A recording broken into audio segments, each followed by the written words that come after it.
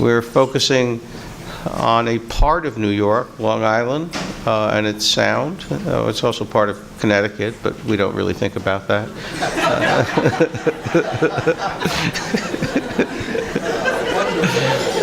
They didn't name it the Connecticut sound, you know.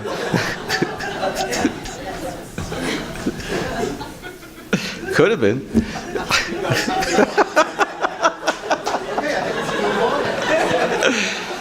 Okay, so on that high idealistic note, we're going to hear about the Long Island Restoration Act.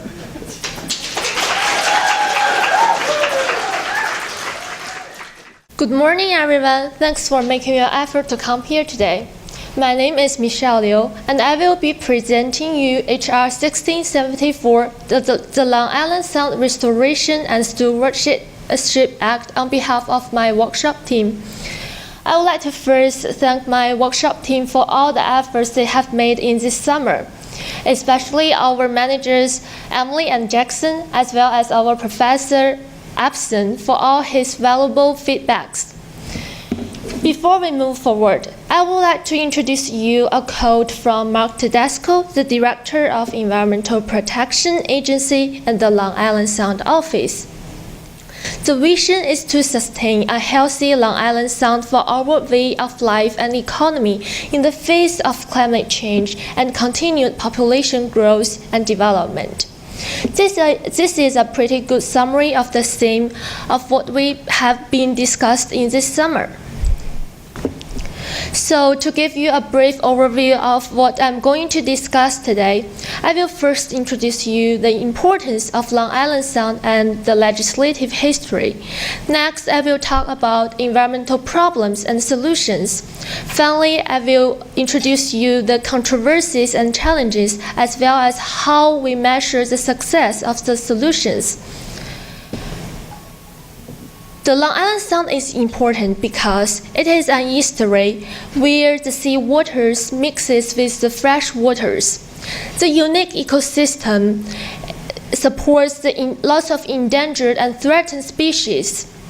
The Sound contributes millions of dollars to the region's economy through valuable commercial fishing and tourism industries, which makes it one of the most valuable estuaries in the United States. Supporting the diverse use of the Sound requires good water quality and healthy habitat.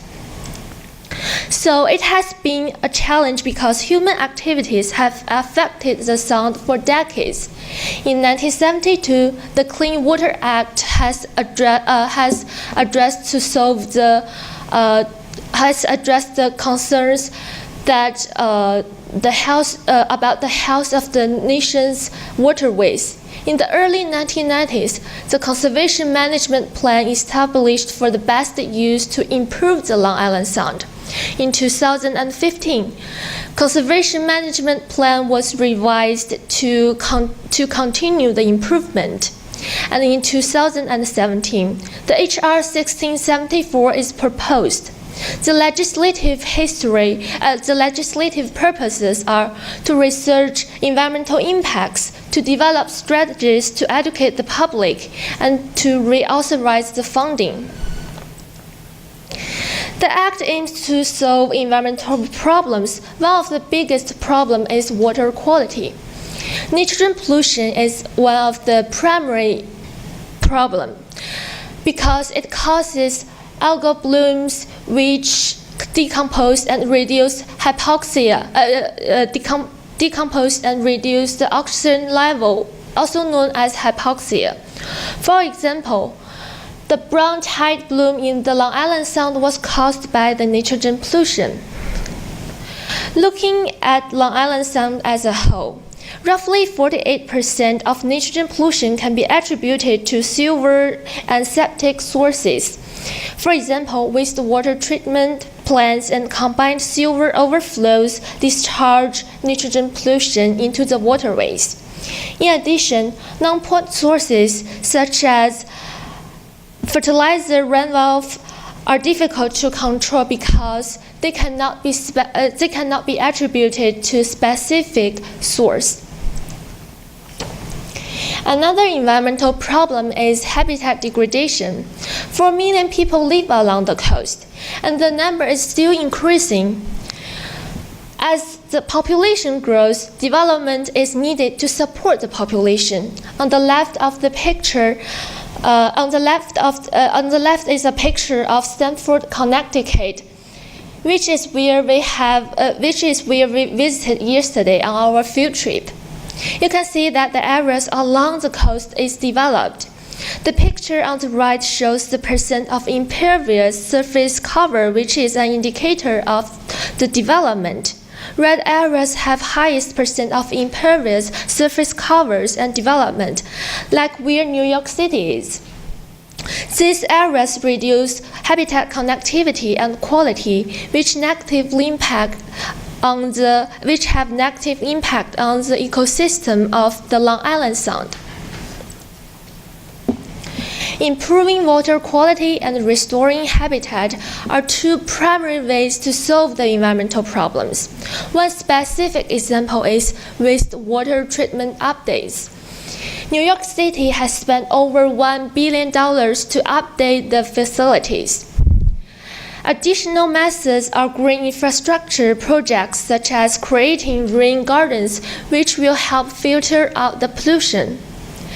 Restoring natural habitat is another primary solution, such as eelgrass restoration and protected areas. Solutions are not possible without involving the public.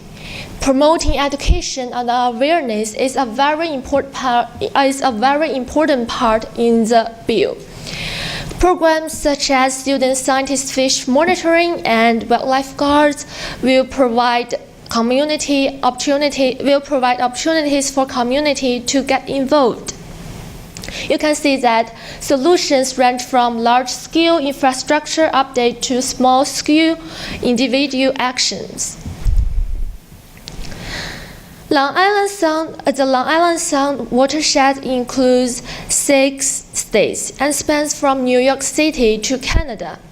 Because of this, there are many different stakeholders and diverse perspectives. For example, the economies of Long Island Sound can be very different. New York City is very different from the New Hampshire.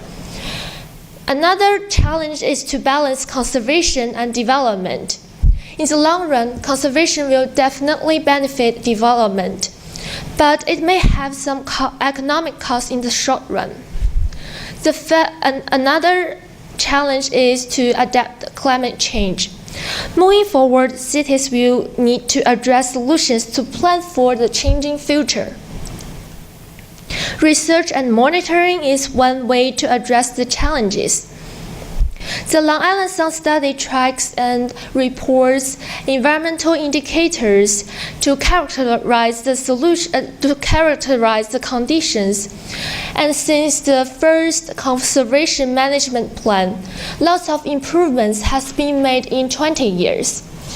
We reduced nitrogen discharge by 45 million pounds, restored over 1,600 acres of habitat, reopened over 300 miles of fish passages, reduced contaminants entering the Sound by 84%, and trained thousands of educators and volunteers. In 2016, a report card was issued for the Sound. Overall, a lot of progress have been made, but there are still efforts need to be made in the future. And the bill will be a big help if it is implemented properly. And next semester, we will examine the implementation of the bill. Finally, I would like to introduce the final residents of the Long Island Sound. You may recognize them. The truth is, we are all part of the Sound, and we are all part of the solution. Thank you for listening.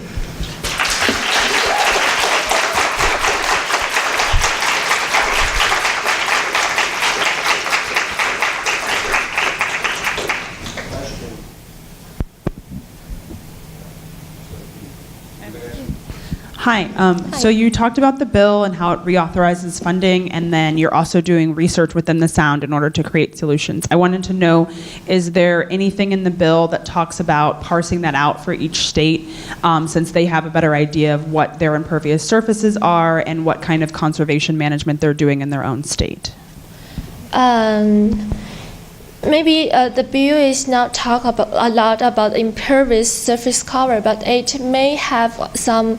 It may include some plan to such as solutions to maybe solve the environmental problems. And for the newest conservation management plan, it includes more about the public, to involve the public in the plan. Yeah. Thank you.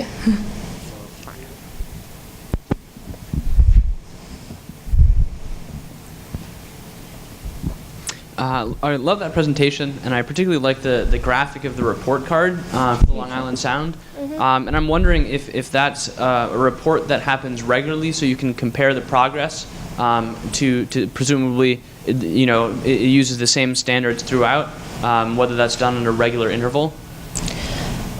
This report card was first issued for 2013, and this is the newest one. And for this one, this kind of report card use lots of different environmental indicators from diverse data sources to conclude this report. And I will do more research to of your question. Yeah. Thank you. Thank you. Okay, thank you.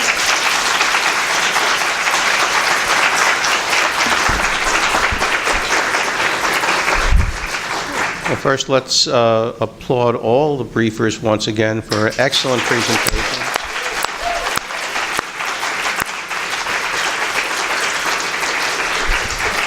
I always enjoy these because I learn so much, because I am very ignorant of science myself. And in fact, the purpose of this is to translate science for decision makers. That's really what the summer is about. Our science courses, and this course is not designed to make you a scientist, but to in fact make it possible for us to understand science and to use science to frame policy and management issues, which isn't done enough and is really important in the environmental area in particular. And I have a story to tell you about the original design of the program. In the original design of the program, I wanted the science to come at the end of the program. And I went out to Lamont, and I had a group of scientists, and we were talking about how to develop this curriculum. And every one of them insisted that it come first, because they didn't want the science to be an afterthought. They wanted it to be a primary input into how you thought about these problems. And I agreed with them at the time, and the argument was good. And these many years later, I can tell you that it absolutely works, that this is what you want to do with it. Because in the fall, when we continue with these programs, there's going to be a lot of pressure to not think about these scientific issues, to think about the politics and the resources and the management and the practicality. And what we want you to do is remember these fundamental issues, because it's these fundamental issues that should be driving environmental policy. We live in a country, in a world to some extent, of scientific illiteracy. Many people don't know the things that you taught us today. And yet, how do you exist in a highly technological world with all these environmental impacts, being living organisms ourselves, without understanding these fundamental issues? And so that was part of what I think we accomplished this summer. We also, in asking you to relate the solutions to the problem, I think you start to understand how incrementalism works. None of these programs solve these problems. And you've heard me say this before, and I'll say it again. What public policy does is it doesn't solve problems the way scientists can solve for something. It makes problems less bad. And so you can see the Long Island Sound. I don't know what the grade was in 2013, but I'm guessing that C- might have been closer to a D, and who knows if there were any Bs back then. But I don't know, 3 years maybe, 4 years maybe, we'll see. But the point is, we're trying to make these things better we're not going to make the world pristine because there's a lot of us in it, and there's a lot of people that really don't understand these fundamental issues. So I think it's important to understand what we're about and what we're trying to do.